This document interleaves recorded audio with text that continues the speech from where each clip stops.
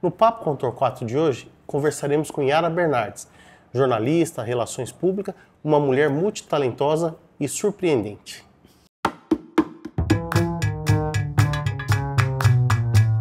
Olá, Yara, muito obrigado por ter aceitado o convite e vamos fazer uma pergunta básica. Vamos lá. Como que surge esse gosto seu pela cultura? Então, obrigada pelo convite, Marcos. É um prazer estar aqui com você. É assim, eu nasci no meio cultural, né? Meu pai e minha mãe, apesar de serem trabalhadores normais, eles tinham um bar e café, enfim, minha mãe cozinhava, meu pai sempre ali no balcão, trabalhando muito, mas eles liam muito em casa, desde muito cedo a gente via isso, o hábito do meu avô paterno também, de ler muitos jornais, a gente, então, sempre estava vendo isso e... Esse bar e café do seu pai era em que lugar? É exatamente hoje, Avenida Rubens Caramês, que virou calçadão, em frente... O escadão que tem ali na Avenida Rubens Caramês, que agora está com esse passeio maravilhoso que foi feito e tudo, tem o Espaço Cultural Nelson Bernardes, que é uma escada que antigamente ela parecia um semiteatro grego e ficava em frente ao bar do meu pai. E meu pai com as suas maluquices, porque meu pai ele entendia muito de cultura, apesar de ser um homem bem simples, um comerciante simples. Mas ele entendia muito de cultura. E ele, por conta e risco, fazia acontecer ali naquela escada um monte de coisa. Ele era uma pessoa que costumava ler bastante? Muito. Ele lia bastante, minha mãe também. Então, esse hábito estava dentro da minha casa. E aí, eu tinha as primas mais velhas que elas, com 5 anos, começavam a alfabetizar a gente, né? Porque brincava de professora, de escolinha. Então, com 6 anos, eu já lia e escrevia. E com 7 anos, eu, apaixonada por música, comecei com a Maria Teodora Piovesan, que foi a Dora, minha primeira professora de piano. Depois veio a dona Mércia de Oliveira Colha, que a Mércia é quem agitava culturalmente essa cidade. E nós fazíamos, a escola dela, né, promovia no Cine São Manuel, que era o cinema da cidade, audições musicais fantásticas. O cinema ficava mais ou menos onde? O cinema hoje é Marabras, onde é a Marabras. Então era eu lembro vagamente. Tinha uma Câmara ali de Vereadores também? A Câmara de Vereadores é mais para frente, é mais para trás, que é na Cesário de Abreu. O cinema era na antiga Avenida Roselândia, que depois virou Rubens Caramês. E a Cesário de Abreu sempre foi Cesário de Abreu, era ali a Câmara. E tinha sempre a participação especial da dona Pequetita, que é a Gabriela Vasques, que foi uma professora de música sensacional, da qual eu tive o prazer de poder desfrutar também. No meio dessas professoras todas, eu sempre soube muito da Mércia, né? Sim. Para mim só existia a Mércia, pelo jeito. Eu não sei metade da missa, mas já que você tocou nesse assunto, quem que foi a primeira professora de música aqui da cidade? Olha, isso eu não posso te precisar. Não tenho como te precisar. Eu sei que antes da dona Gabriela Vasques, que é a Pequetita, porque tudo bem, eu sou do século XX, mas pode ter sido um pouquinho mais para frente do século XX, não tão lá para trás. Então eu não posso te precisar mas com certeza não foi a Mércia. Foi. Agora a Mércia, com certeza, foi a primeira mulher a tocar numa banda municipal. O pai dela tinha uma banda que chamava-se Banda Mércia de Oliveira, não é? De Oliveira. E ela tocava clarinete. Isso no estado de São Paulo. Ela foi a primeira mulher a tocar numa banda, a ter uma banda com o nome dela no estado de São Paulo. Eu tenho muito orgulho de ter sido aluna da Mércia, foi muito legal, muito bom. E aí eu fui me envolvendo através da música, que sempre foi a minha maior paixão, na cultura da cidade. E foi orgânico. E você toca algum instrumento? Toco piano. Você toca piano? Toco piano. Mas não seguiu carreira nisso? Não, porque assim, daí com o decorrer do meu crescimento... Porque, Marco, eu tenho que deixar uma coisa bem clara aqui. Eu tenho que agradecer a vida, o universo, porque eu sou uma pessoa muito privilegiada, desde muito pequena. Você vai entender aqui no decorrer do nosso papo. Por exemplo, Itapevi, quando eu tinha 10 para 11 anos de idade, existia o Juizado de Menores, que era o Nilson que fazia, um cara muito bacana. E no Cine São Manuel aconteciam várias coisas, tinha festival de música, mas era para maiores de 16 anos, e eu tinha 10. E quem me levava nesses festivais, eu podia ficar, era justamente o Samuel da Rocha Galvão, o Cravinho, tá? Que era um velhinho maravilhoso, que habitou essa cidade, depois a gente vai falar um pouquinho dele, e com ele eu ia para todo lugar, porque ele era um senhor, eu era a menina que ajudava o senhor, então eu podia entrar em lugares que naquele tempo as crianças não podiam entrar, mas eu já entrava. E o Cravinho era poeta? Poeta. Seu Galvão foi o seguinte, ele é de uma família bastante interessante, do Rio de Janeiro. Ele cai em Itapevi nessa década de 70, que são os anos de chumbo, porque justamente o Garrastazu Médici, que é o nosso presidente nessa época. Então, o seu Cravinho vem do Rio com os filhos. Né? Isso aqui é uma lembrança que ele deixa para o meu pai, que eles eram muito amigos, que o meu pai foi um dos primeiros amigos que o Samuel da Rocha Galvão fez aqui em Itapevi. E esse livro, especificamente, ele dedicou na época aos filhos dele, ao Dr. Florival, que era um médico aqui da cidade, a Maria Helena e ao Hélio, que são os filhos dele, e aos 2 netos depois também. Mas o Cravinho, ele era o carioca, sabe? Eu tô vendo que aqui... O bom de papo. Que é de 1970. Então Isso. Você recebeu esse livro, você era criança. Sim, 1970 eu tinha então, 9 anos. 9 anos e ele teve a sensibilidade de presentear. Não, mas isso aqui ele presenteou um amigo dele, que era o meu pai. Ó. Tá aqui, o seu ó. pai. O meu pai era um amigo mas, enfim, acabou ficando para você. E aí é que vai explicando o meu envolvimento com cultura. Veja, meu pai faz amizade com esse senhor, que acabou de vir do Rio de Janeiro, com a família dele. E ele é um poeta, ele já escreve, ele estava escrevendo esse livro, ele já é já um senhor mesmo. E eu já estou envolvida, entende? Então eles me envolviam, é privilégio. A minha família me envolvia, deixava, como eu sempre fui muito falante, como uma criança que não tinha problema em se comunicar, não se assustava com nada nem com ninguém. Porque, graças a Deus, meus pais eles tiveram essa sensibilidade de criar a gente com o menor cerceamento possível, sabe? Dando uma liberdade mesmo muito legal. Então, eu tive o prazer de conhecer esse senhor. E uma coisa eu vou te contar, vou confessar um negócio, meio frustrante. Esse livro, ele fala sobre muitas pessoas, ele fala sobre a cidade, entendeu? E tem uns contos aqui muito legais também que ele põe. E ele fazia poesia para algumas pessoas da cidade, né? Mas eu era um tico de gente. Mas eu fiquei muito frustrada porque nunca ele fez uma poesia, coisa de criança, para mim. Mas era muito legal porque tem para umas amigas minhas. Então ele fez esse livro estando em Itapevi. Sim, sim. Eu pensei que tinha vindo do Rio de Janeiro e não, ele consegue editar aqui e... É muito delicado, primeiro porque a gente tem que entender, quem for ler hoje, quiser procurar essa obra, precisa entender um pouco da história do nosso país, para poder entender um livro desse. Por quê? Ele era um poeta, ele era um boêmio, era isso, lembrei a palavra, era o boêmio carioca, que chegou em Itapevi, ele usava sapato branco, boina, ele era uma graça de pessoa, muito inteligente. Então, ele teve que construir esse livro com muito cuidado, tá? Com muito cuidado, porque a gente estava... Porque ele tinha um posicionamento político dele, mas particular. Muito particular, e a gente tinha que tomar cuidado naquela época.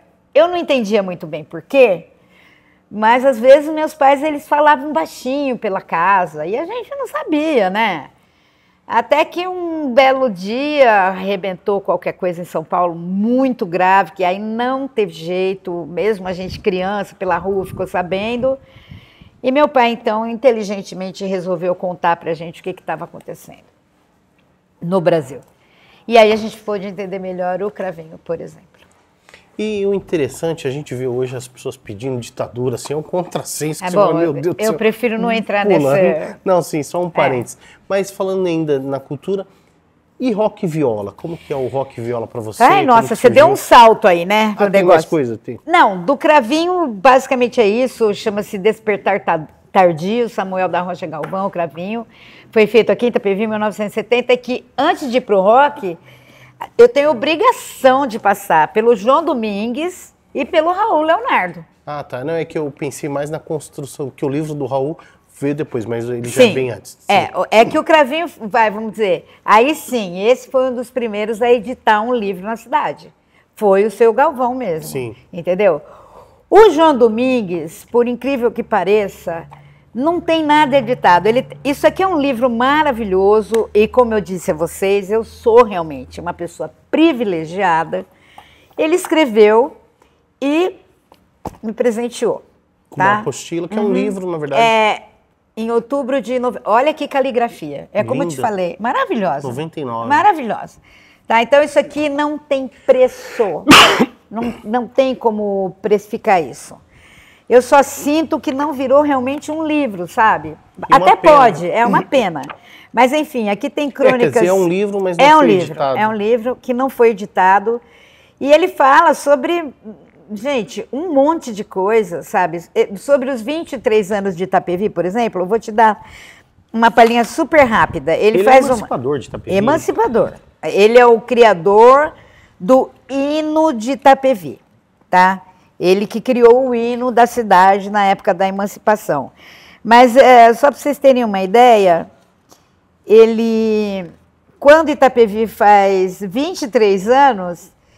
Ele coloca, hoje possuímos uma delegacia de polícia com muitos soldados, viaturas, radiotelefones como meio de comunicação, investigadores e escrivão, e um bacharel em direito como delegado. Quer dizer, é de uma sutileza, de uma delicadeza, sabe? É uma memória muito bonita da cidade.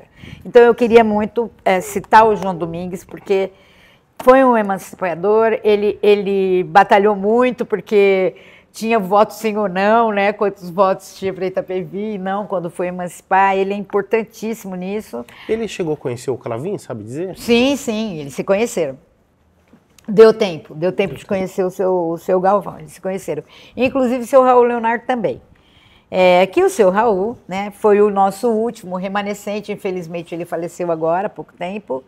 E novamente... Letra bonita também. Novamente, olha que caligrafia. Linda a caligrafia dele. E novamente... Eu sou privilegiada, esse é de 98, que Páginas de uma Vida do Raul. São as crônicas aqui de amor que ele faz. Esse livro tem um parênteses meu aqui. Quando eu estava fazendo o meu livro, Devaneio de um Poeta, que você me ajudou muito, que inclusive eu te convidei para fazer a orelha. Outro privilégio. Obrigado. O meu livro estava sendo feito no Humberto. E o Marcos, filho do Raul Leonardo, viu o livro...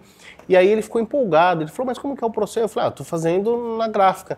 E aí ele, como tinha contato com a gráfica Progresso, ele levou a ideia, pediu para o Humberto fazer, e aí acabou o livro dele por uma questão financeira, que ele tinha mais condição que eu, acabou fazendo um pouquinho antes, né? Mas eu falei, poxa, de certa maneira o meu livro contribuiu para que esse livro saísse no sentido de... ter motivado, porque foi o estandarte ali. A cultura, na verdade, depois que as pessoas começam a entender, ela é muito orgânica e ela funciona de uma forma que, sabe... É muito conectada. Né? Existe uma conexão.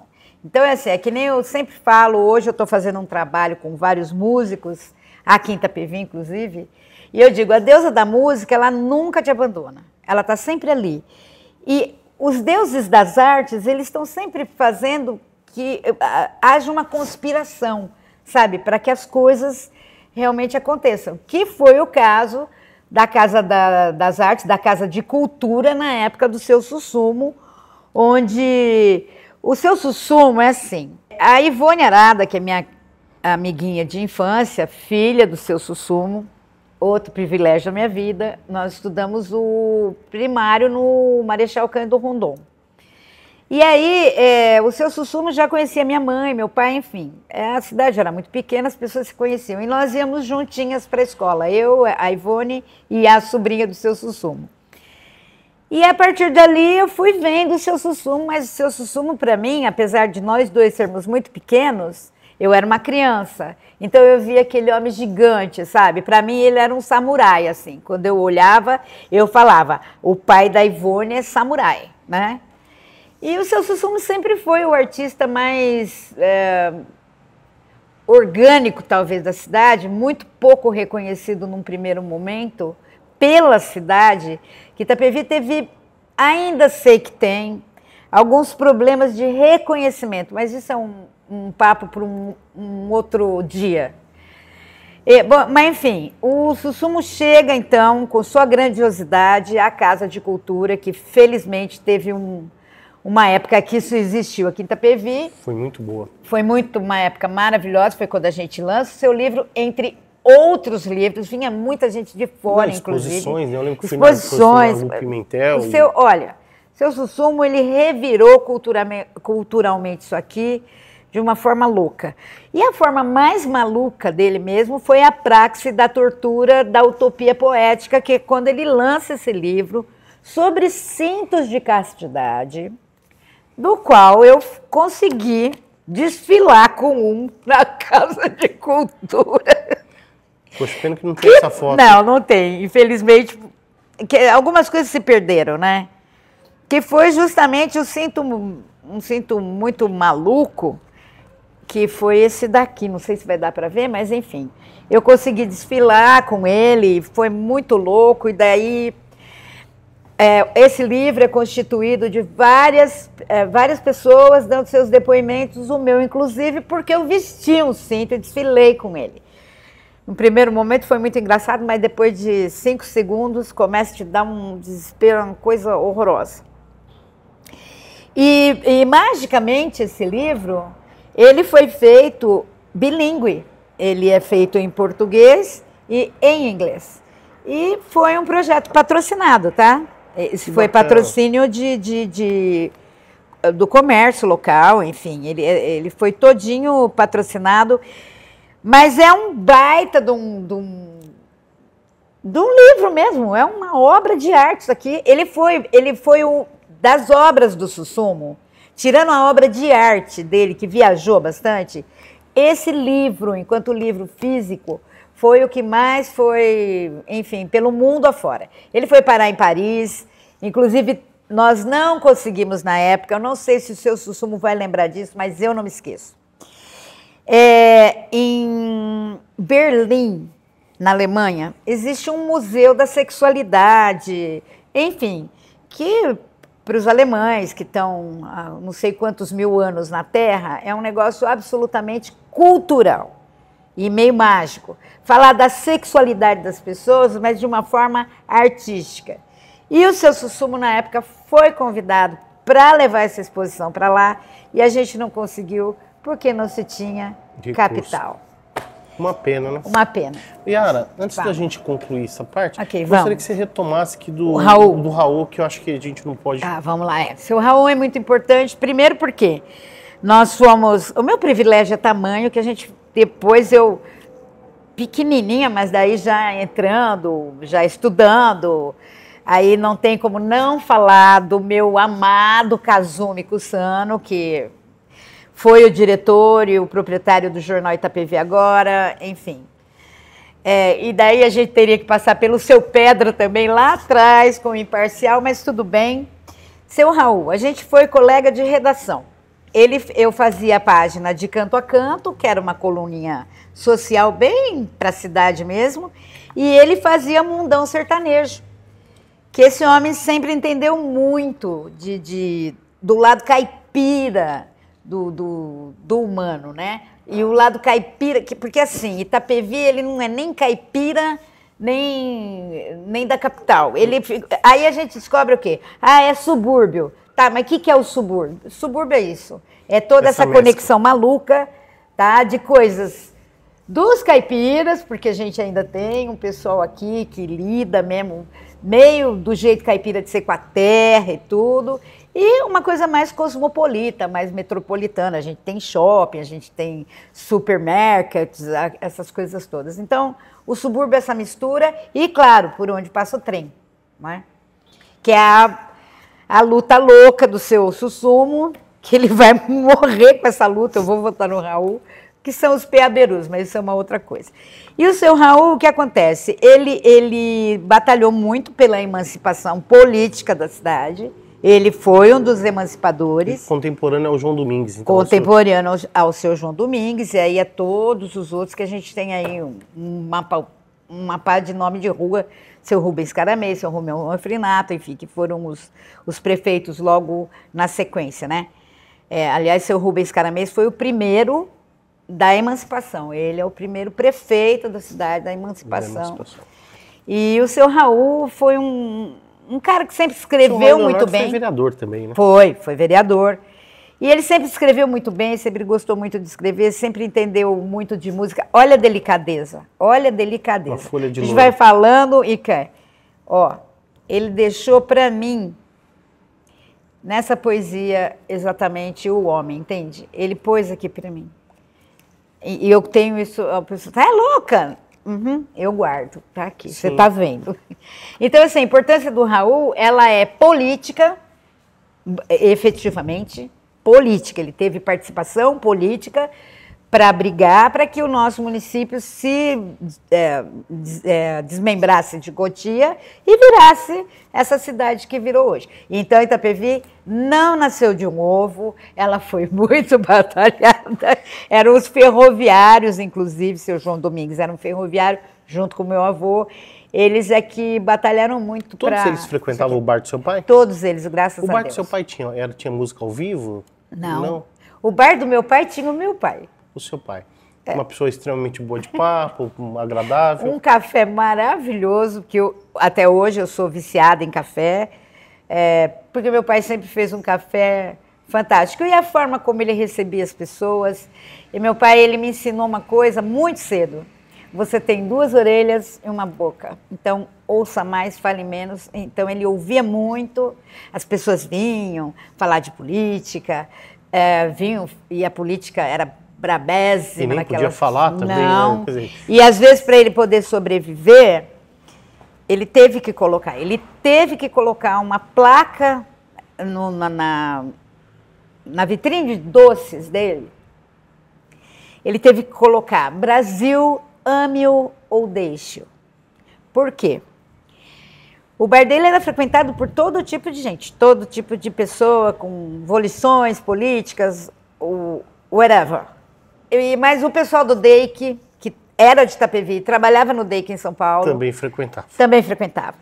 E meu pai também sabia da a maior casa de prostituição de Itapevi, que foi o Querosene, que em cima era o baile, e embaixo a tortura. É famoso isso aí, né? Infelizmente. E outra coisa, né? Infelizmente. A política naquela época era uma coisa que a gente não tinha nem que tocar, e se tocasse tinha que ser a favor mesmo do sistema, né? Ou você, na boca, não daria para ter esse tipo de conversa. Pode ser alguma. Não.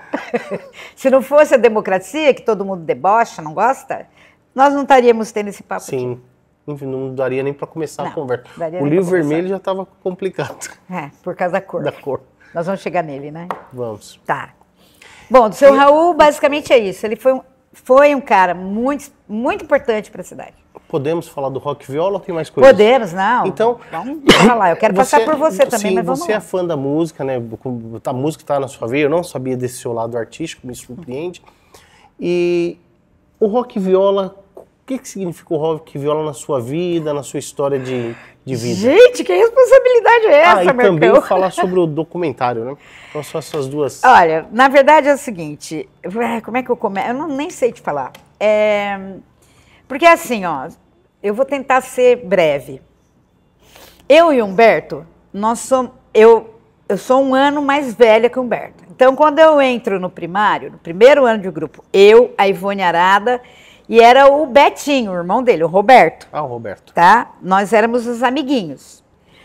Nós passamos para o segundo ano do grupo escolar, o Humberto entra, tá? O Roberto é aquele que faleceu no trem? Sim, não, esse é o Dagoberto. Ah, Dagoberto. Exatamente. Ah, eu não sabia. É o primeiro que falece. É que esse que você está falando é o de Pereira. No acidente do trem e o Betinho mais recentemente. Tal. Enfim, Aí o Humberto entra na escola, lá, na mesma escola que a gente. E ali foi, pronto. Se conectando, pegando amizade. Pronto, ali já... Porque daí o seu Zé passava, às vezes, lá no bar do meu pai. O seu Zé é o pai do Humberto, né? Passava no bar para tomar um café, essa coisa. Então, tinha essa coisa das pessoas já se conhecerem. Era muito intimista também, né? Bem menor. Só que cada um morava num bairro e tal, não sei o quê. E aí começa a nossa amizade ali. É claro que depois, na época de faculdade, aí cada um vai fazer as suas coisas, se separa. Mas eu já trabalhava muito a música. E aí, né, o privilégio, novamente, de ser amiga do Tobé, que maestro desde os 9 anos de idade. Então, você tem amizade com o Tobé antes do Humberto um pouquinho? Não, tudo na mesma época. Porque a minha mãe, a mãe deles, a Dona Ívia, que também cantava pra caramba, elas eram muito amigas. Então a gente fala que nós éramos amigas de barriga, elas se viram grávidas. Entende? A história ela é bem longa. Bem louca, ela é uma loucura. E o Tobé, um dia, como daí eu tinha um piano, eu ganhei um piano do meu pai quando eu tinha 15 anos, e o Tobé, ele sempre passava em casa e ele tinha essa coisa da regência, sabe? E como eu já estudava música, eu estava me formando, foi um negócio natural. Ela foi acontecendo. Tanto que no documentário, que os meninos me surpreenderam, que foi a parte que eles não tinham deixado eu ver até o documentário acontecer, é da minha mãe, né? Ali está a comprovação de tudo que eu estou tentando te falar agora. A minha mãe falando do rock viola, tipo, como que era na minha casa, a relação dos meninos com eles, o fato deles terem guardado troféus deles lá na minha casa, entendeu? Então ela é muito orgânica. Mas eu falo assim, você acompanhava o rock viola para onde o rock viola ia? Aonde ele fosse. Aí, claro, óbvio, metida pra caramba, virei produtora. Você era um pouquinho acima da adolescência, tava... não, aí a gente já tava nos 20 e poucos. 20 e poucos. Aí aquela coisa, anos 80 daí, a gente já chegou neles, 80, 90. E aí eu virei uma produtora e como eu fui trabalhar com produção musical, trabalhei durante muito tempo em agência de publicidade, eu segui o que eu queria fazer. O meu privilégio existe até nisso. Eu disse um dia pro meu pai, eu quero ir no Chacrinha. Aí meu pai olhou e falou, mas o que você quer ir fazer no Chacrinha? Eu falei, eu preciso ir no Chacrinha. Terezinha! E ele gravava aqui em São Paulo, ali no Teatro Bandeirantes, na Brigadeiro Luiz Antônio. Meu pai, maluco, me cata um dia e me leva lá. Aí eu dizia para o meu pai, eu tinha 13 anos, é isso que eu quero fazer. Aí meu pai olhava para mim e falou, você quer ser chacrete?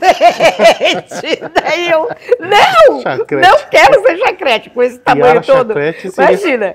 Eu dizia, eu quero ir ali atrás. Aí meu pai, muito cara de pau, depois que terminou lá o negócio, ele foi atrás, enfim, da produção, e eu consegui ir para o lado de dentro da produção. Você tinha tido essa noção, como funcionava? Porque não é todo mundo que tem essa percepção, né? Não tinha, assim... era uma coisa orgânica. Porque eu vi o Chacrinha na televisão, e na minha cabeça ficava assim, mas quem faz isso acontecer? Mas é uma percepção diferente, porque tem gente que ainda hoje não consegue perceber, mesmo na fase adulta, às vezes não tem essa... Eu só posso sentir muito. Mas eu te... assim, então, pra gente é simples, mas pra quem não é... Mas pra mim essa palavrinha fica até meio desgastada. Privilégio, né? Aí eu fui lá e daí falei pro meu pai, é isso que eu quero fazer. Eu quero ficar do lado de dentro, não é? Eu não quero ficar de chacrete, não é? Aí meu pai já falou, é pela comunicação mesmo que ela vai, e não deu outra. Daí quando foi para entrar pro colégio, enfim, aí foi quando eu saí de Itapevi pela primeira vez para estudar em São Paulo, comecei a estudar um colégio em São Paulo, onde eu não podia repetir de jeito nenhum, porque senão a grana não ia dar.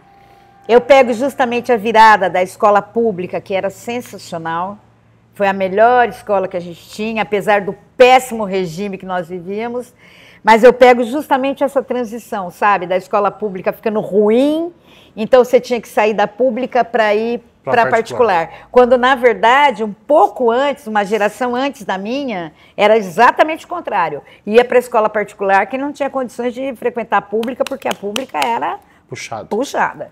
Entendeu? Mas eu pego justamente essa transição. E aí fiz opção por comunicação e nunca mais saí. A minha vida Foi nisso. E aí, um belo dia, estamos lá conversando, eu, Humberto, Toberto. Falei, gente, nós estamos perdendo material, né? E os meninos já tinham gravado, aqueles gravadores de rolo, sabe? Tinham gravado, estavam com coisa pronta, tal, e não...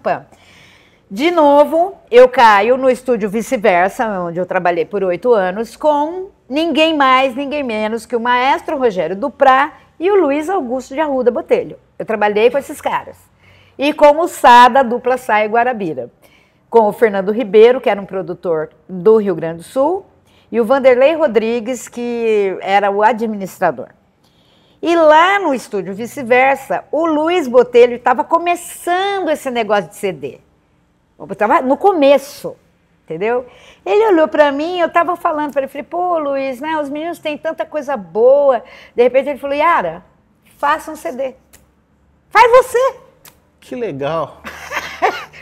Ele falou, chama os caras, se reúnam, reúne o povo, porque eles já estavam pensando nisso, como que ia fazer. Pronto, aí entrou o Roger Carrer, que é um amigão, inclusive ele é músico-terapeuta, muito amigo do Fred. Aí o Roger arranjou tudo. E era um período analógico ainda, né? Isso, exatamente. Que era mais difícil. Mas aí a gente consegue fazer esse, Yara, esse rock CD, viola antologia. Quando vocês fazem esse CD, o rock viola já estava meio que parando, né? Não era o Não, auge na verdade, a gente estava um pouco parando. Eu falo a gente porque não tem jeito. Você faz parte do time. A gente estava parando um pouco de festival, tá? Mas ainda aqui estava todo mundo vivo. Sim. Tá? Porque... Mas se apresentavam ainda? Sim. E aquilo, meu, rock viola, quem viveu, viveu. Quem não viveu, sinto muito. O privilégio foi de quem viveu. Quando eles resolviam que eles iam para um festival para valer, eles ganhavam e acabou. Era isso.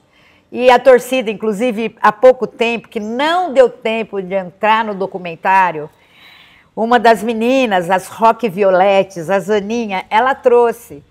Nós ganhamos em Cotia a melhor torcida de banda de festival. Eles não ganharam nada e a gente ganhou a melhor torcida.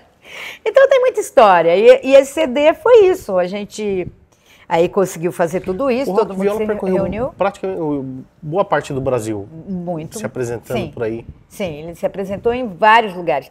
Eu falhei em um ou dois festivais só mais longe, mas aí era por conta do meu trabalho já, né? Porque, graças a Deus, eu comecei a trabalhar muito cedo e nunca parei de estudar. Até hoje, já sou uma jovem senhora e continuo estudando. Aí teve algumas vezes que não deu para eu ir. Mas sim, eles... rock viola... O que você acha que faltou pro rock viola ter despontado no mundo dos holofotes? Não faltou holofotes? nada. Faltou a cidade entender o que era que eles estavam fazendo. Porque eles eram muito talentosos, né? Hoje o documentário deixa muito claro. Porque, assim, músico, artista, normalmente, ele não tem que falar sobre a política. Ele faz a política. Ali está acontecendo.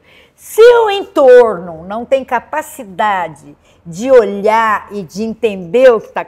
Quem vai perder, bicho? Não são eles, porque eles são músicos. A música faz parte. Eles levaram muito o nome de Itapevi, entendeu? Não, e você toca no ponto... E ninguém nem aí. Eu sou obrigado a fazer um parênteses aqui. Por favor. Aconteceu um fato comigo, né? Uma amiga minha, ela é doutora em comunicação, acho que pós-doutora, pela Universidade Francesa. Ela mora na França, foi trabalhar como correspondente internacional nos anos 80 e por lá ficou. E ela, todo ano, ela vinha para o Brasil. E eu tentei trazê-la aqui em Jandira para ela fazer uma palestra. Ele ia fazer a palestra de graça.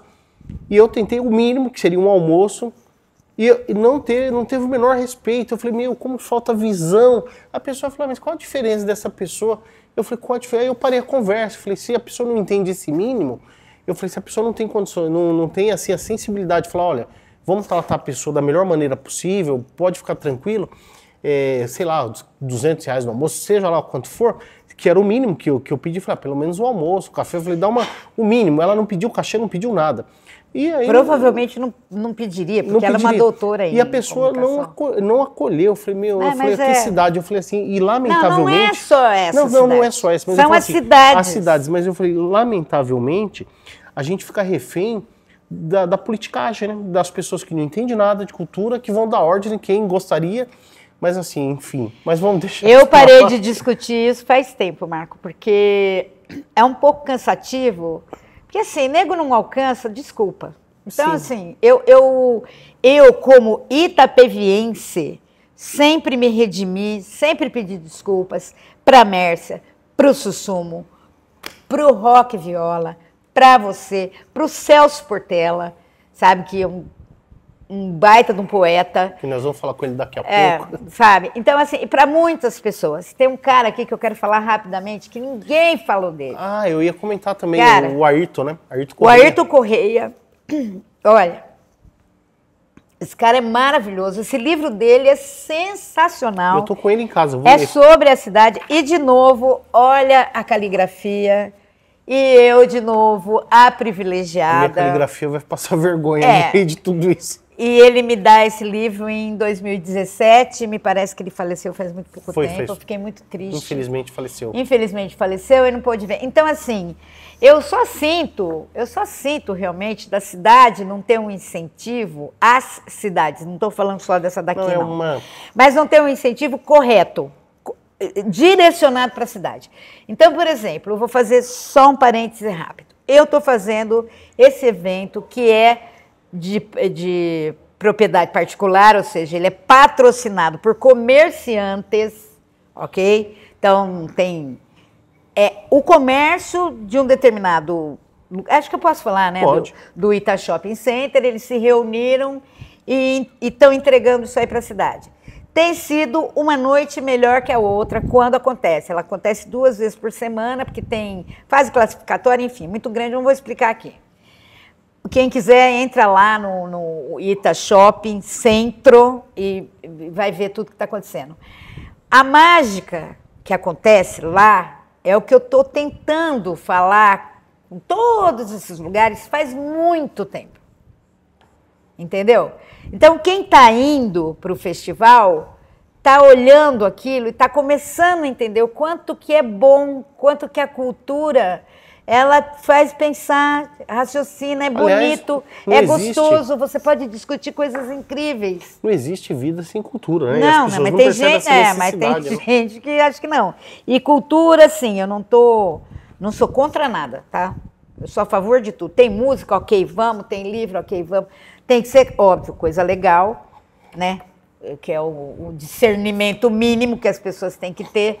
Eu não estou falando que tudo é cultura, não, por favor, não distorçam, não é por aí, entendeu?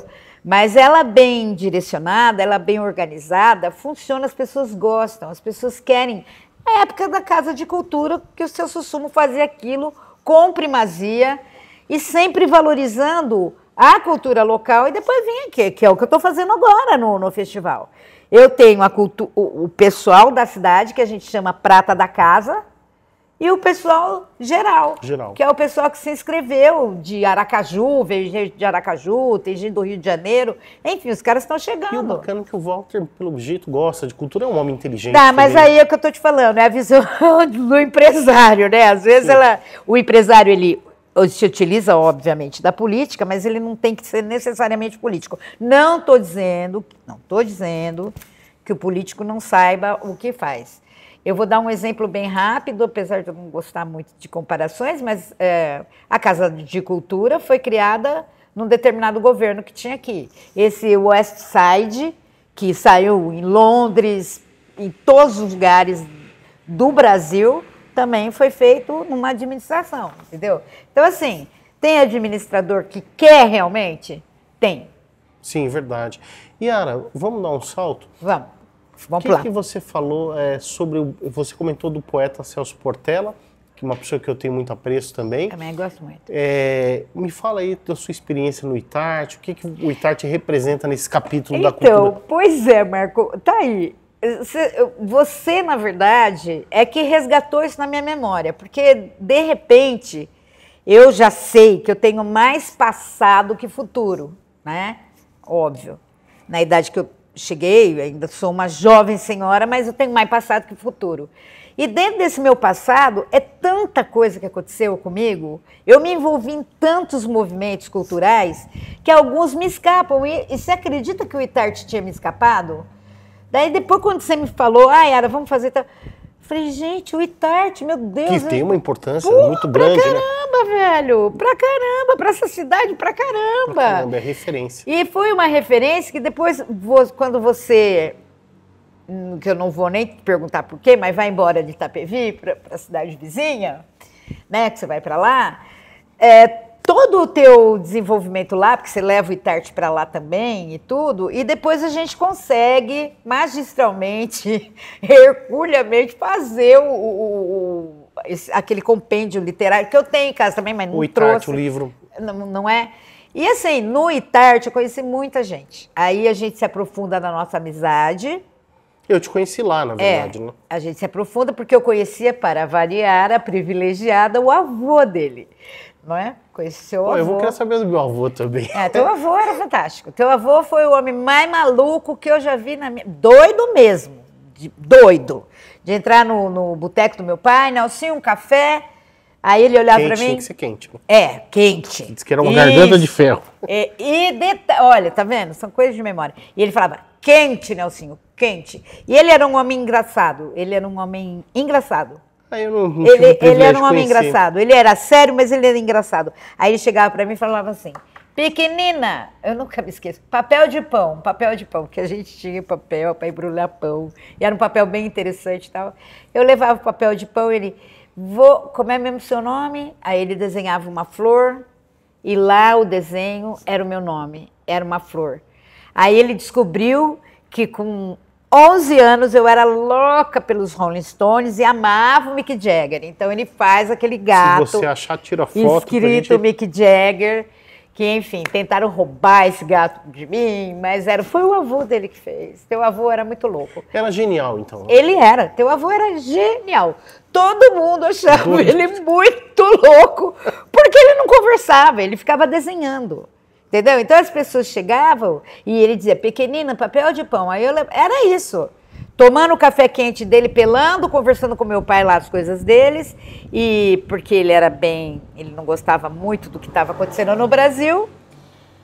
Mas aí era conversa, boca pequena, né? Ele era antiditadura também. Ele era. É um orgulho, então. O cara que desenhava, como ele desenhava. Podia ser. Que fazia os desenhos que ele fazia, bicho, não ia dar certo. Já pensou ele fazer um cavalo com a cara do Médici? Ia ficar terrível pra ele, não ia poder. Então, mas teve esse lance com o teu avô. Depois aparece você. Não, aí Portela. E aí o Itarte, Portela. O Itarte, como que você avalia o Itarte? Então, eu fiquei muito... Depois que a gente conversou, que eu comecei a refletir, fui ver os livros, eu fiquei triste, na verdade, né? Novamente, porque foi uma coisa que foi muito mais pelo pessoal que queria escrever, né, os escritores e tudo, do que por um apoio... Sabe? Não, apoio nem pensar. Nenhum. Então era... Aí, felizmente, o Celso trabalhava lá vendendo detergente. Aquele cara foi muito legal, patrocinou um pouco. Lembra? Sim, é verdade. Então, e era assim que as coisas funcionavam. Batemos umas portas, inclusive, tem um caso curioso. Muita porta. Tem um senhor que chama Dizon. Ele andava literalmente como um indigente, andava cheio de cachorro em volta. Eu não sei se você conheceu, andava com umas sacolas e ele tinha fama de ser uma pessoa rica, milionária. Se eu não sei, mas ele tinha esse nome, tinha um bigodão, assim. Não, esse cara era o da Coab, né? Não, ele ficava ali na estrada René Benedito, sentido São Roque. Tá, não, porque assim, tem uma confusão aí, porque tá aí um negócio legal pra você fazer, que é cultura, tá? Os caras que viveram na rua em Itapevi, porque tem o burro morto, tem a véia do pau, tem o maninho, tem esse daí, e esses caras, todos eles, esconderam história. Você quase vira. Só que você vira de uma outra forma. Quando você efetivamente sai pela rua, pela estrada e vira o poeta andarilho, que daí o Estadão que te descobre, ou foi a Folha, não me lembro, andando, enfim. Então, você virou um andarilho, mas com os livrinhos, com os livrinhos. Mas a Itarte, ela infelizmente, né, Marco? Infelizmente, não vingou porque não tinha patrocínio mesmo. Verdade. E aquilo, o patrocinador também, ele vai até um ponto. Hoje, acredito que as leis melhoraram bastante, porque você pode descontar do imposto de renda. Então, nem que você... Então, é o que eu falo, conforme o empresário. Olha, tem um imposto de renda, você... Porque daí eu não estou muito preocupado se o cara está entendendo. Eu quero a grana dele, porque verdade, eu preciso fazer a coisa acontecer, econômica. entendeu? Porque é isso, afinal de contas, por mais que as pessoas se debatam, se joguem no chão, a gente vive num mundo capitalista. Faz um geral e não aí tem sobre muito jeito. O Celso Portela. Como que você viu o Portela? Olha, o Celso foi o seguinte, primeiro eu me apaixonei loucamente por ele, pela pessoa dele, não assim homem e mulher, pela pessoa dele. E eu achava muito assim, incongruente um cara que vendia produto de limpeza. Fazer poesia. Era meio que, era doido isso. Mas isso aí, eu abro aspas, era o meu preconceito, tá? Era o meu preconceito. A minha visão preconceituosa. A pessoa precisa viver. A minha visão preconceituosa. Por que que um cara que vende detergente ou fabrica não pode ser um poeta? Quem falou pra mim que não pode? Entende? Mas eu estava começando a entender melhor a vida e aí eu me peguei um dia pensando isso. Mas, porra, o que você está fazendo, meu? Não tem nada a ver uma coisa com a outra. Nada a ver uma coisa com a outra. E aí eu fui descobrindo o poeta, e aí veio o Ilka, que para mim é uma obra... O Complexo de Ilka. O Complexo de Ilka, ali tem muito você dele. Você conheceu o Portela como, então? Você tem eu não lembro. Não lembro. Eu não lembro, mas acho que foi no Kazumi. Ah, no Kazumi. Acho que sim. É verdade, ele tinha amizade com ele tinha Kazumi, com Kazumi e tudo. Aí um dia eu cheguei na redação, enfim, trabalhava lá, e ele estava por ali, e a gente foi... Pá. Aí depois o universo fez o que fez com a gente, né? Aí foi o dia que eu fui lá para a Coab, que ele tinha uma escola que cedeu o espaço, então a gente foi, e aí você aparece, só que é aquilo, você vem e a minha referência era o seu avô já. Sim. Você não me conhecia, mas eu já tinha a sua referência do seu avô. Na verdade, o ITART fomos nós que fundamos, eu, Exatamente. você e o Portela. Fizemos o... Participei dessa fundação Participou também. da fundação, você era Relações Públicas. Isso. Yara, e Marcos Torquato? Como você viu o Marcos Torquato? Ai, Marcos, assim, eu te amo e te odeio ao mesmo tempo. Porque você deu trabalho para mim. Mas foi um trabalho legal. Não, tô brincando. Então, Nossa, o pessoal vai falar, essa mulher só sabe falar privilegiada, mas tem outra palavra que possa substituir essa e significa a mesma coisa, um sinônimo? Então, afortunada? Afortunada. Eu sou muito afortunada. Por quê? Devaneios de um Poeta, que foi o seu primeiro livro, bonitinho, lançado, aqui, ó, com dedicatória também. Todos os meus livros têm. Não mostra a letra que eu vou ficar com vergonha. Foi em outubro de 1998. Eu tenho o livro antes dele sair publicado. E, olha, eu vou mostrar para o povo. Olha como é que era isso. Para esse livro ser publicado, ó, todas essas pessoinhas que tinham empresa aqui em Itapevi, era um livro que não era caro, Esse daqui, deixa eu te contar uma coisa curiosa. Um dia... O CDK? É CDK. Eu estava lá na Júlio Prestes, ali próximo da Estação da Luz, na Júlio Prestes, mais próximo. Sabe onde era aquela antiga rodoviária? Que depois Sim, claro. Exatamente ali. Aí eu conheci uma pessoa ali do nada, não me lembro por que o papo surgiu. E ele era dono de uma gravadora, que é o Fábio Mendes. E comecei a conversar com ele e tal, e falei, tô pra lançar um livro. Aí eu era menino, eu falei, tô pra lançar um livro. Você era cara de pau pra caramba. Aí eu peguei e joguei, mas não, ele falou, eu vou te ajudar. Na época o patrocínio era R$100. Era baratinho. Mas na época não era tão barato. Era dinheiro. R$100 ainda. Pô, nós estamos falando de 1998. Então, aí ele pegou, eu falei, poxa, né? Aí ele falou, pode vir aqui que tal dia que eu vou participar desse livro. Aí eu falei, fui eu lá, né? Cheio de esperança que ele ia me...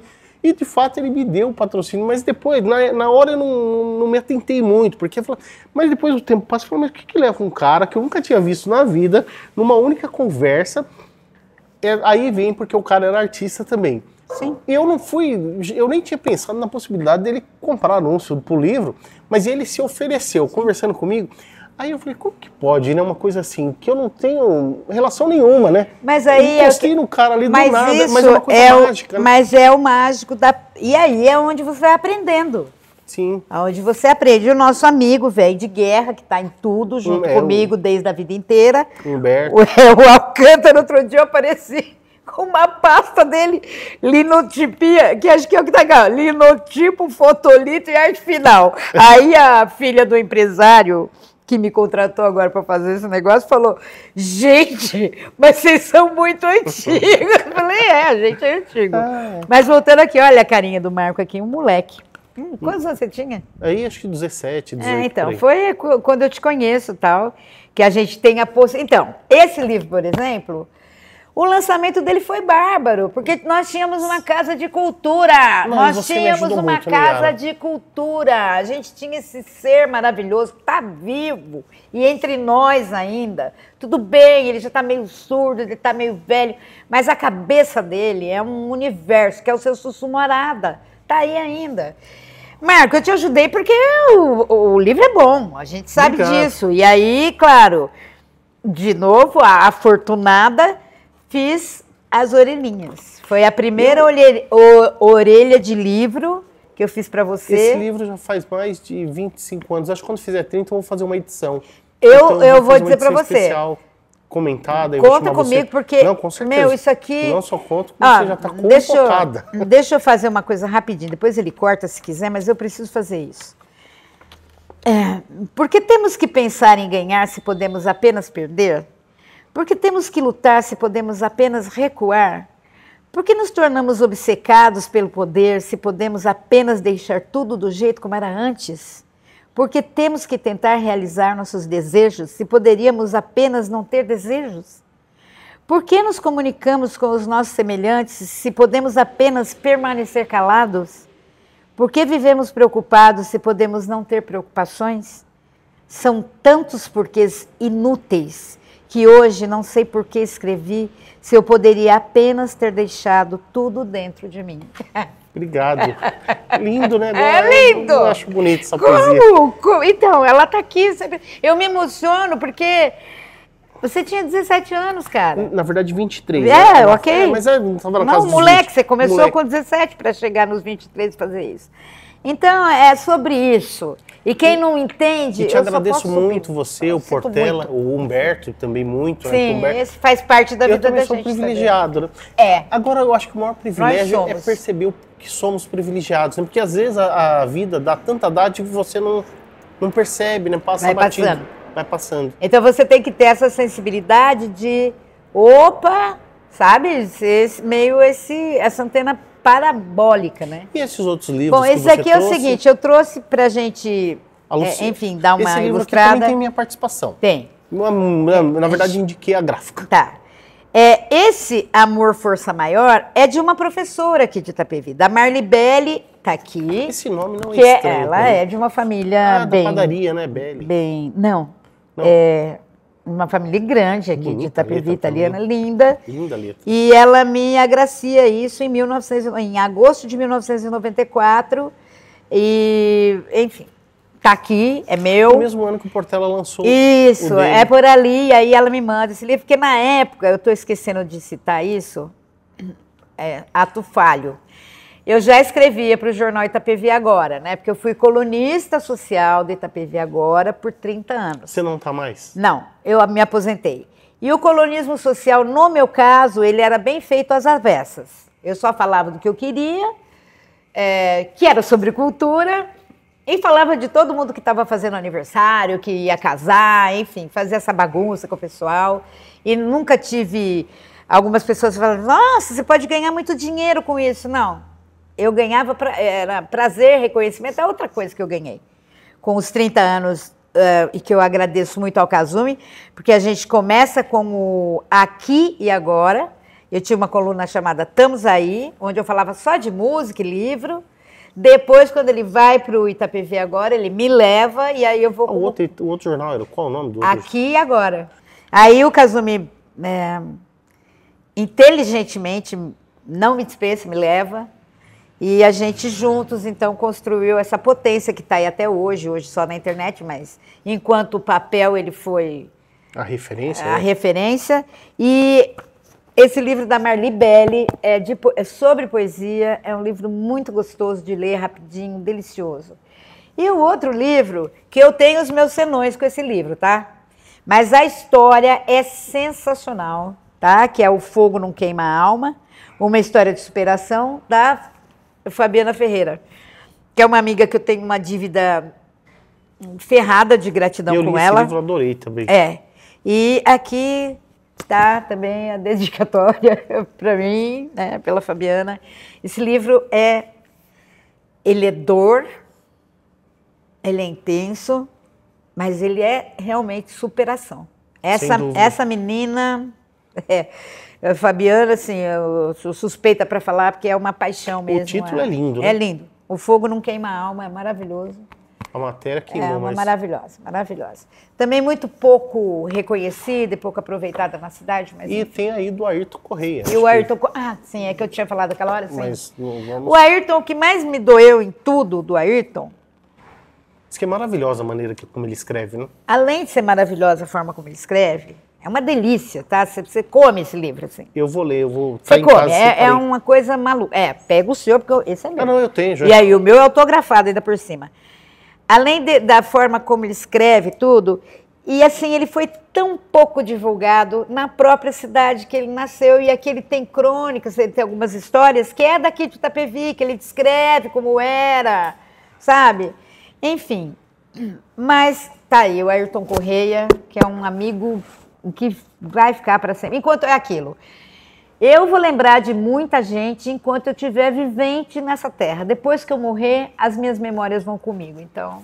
Yara, para a gente fechar, como que você avalia a cultura de Itapevi e a cultura de modo geral? Marco, é muita pretensão a fazer uma avaliação. Eu acho pretensioso e perigoso também, tá?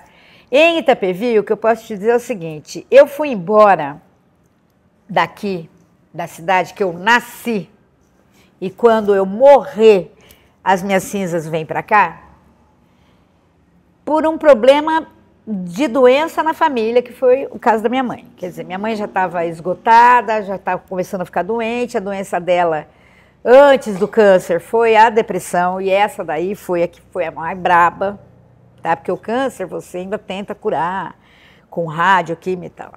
Agora, a depressão é um negócio muito delicado. Aí já entra na alma, né? É muito delicado. É uma doença da alma, então ela é muito delicada. E é a primeira vez que eu estou falando isso. Então, quando eu fui embora com a minha mãe, eu fui muito mais pelo problema dela. Mas eu já estava muito sentida com a cidade, entendeu? Porque Itapevi, ela tem um vício desgraçado de jogar no lixo quem ama isso aqui. Não de ficar museu, esquecido. Né? Não é nem isso, Marco. Sabe, cadê o Pena Prearo? Pena Prearo é um dos maiores fotógrafos do Brasil. Esse cara nasceu aqui. Pena Prearo? Pena Prearo. Ele é um dos maiores.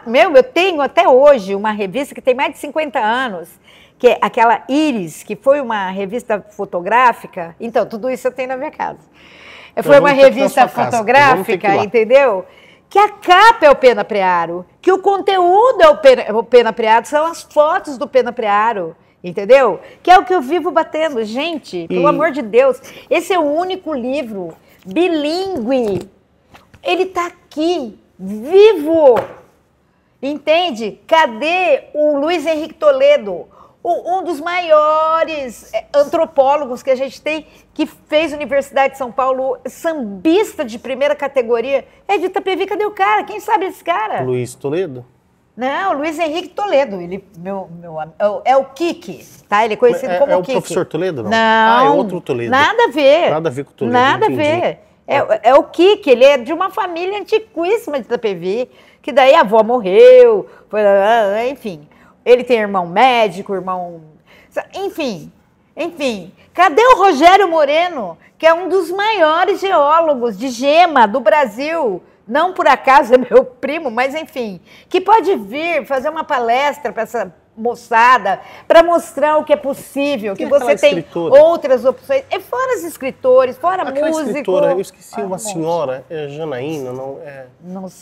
É uma que está no Facebook, você até indicou ela para fazer uma palestra, se indicar. Caramba, Carregosa, eu esqueci. Janete Carregosa. É isso. Pelo amor, você é uma professora, meu Deus do céu. Também é outra pessoa que ela escreve muito, ela tem uma página no Facebook maravilhosa. Olha, Marcos, tem muita gente boa nessa cidade. Esse trabalho que a gente vem propondo aqui é justamente para tentar dar luz, né? Mas eu espero que você consiga, de verdade. Mas Então, só que é aquilo, né? Eu sou teimosa pra cacete, eu sou capricorniana, né? Então eu sou muito teimosa. E esse projeto que eu encarei aqui em Itapevi, que é desse shopping e tudo, velho, pra mim tá sendo muito legal, sabe? Muito legal. Porque eu, junto com os empresários e com os patrocinadores, a gente está dando chance para muita gente boa que tem nesta cidade.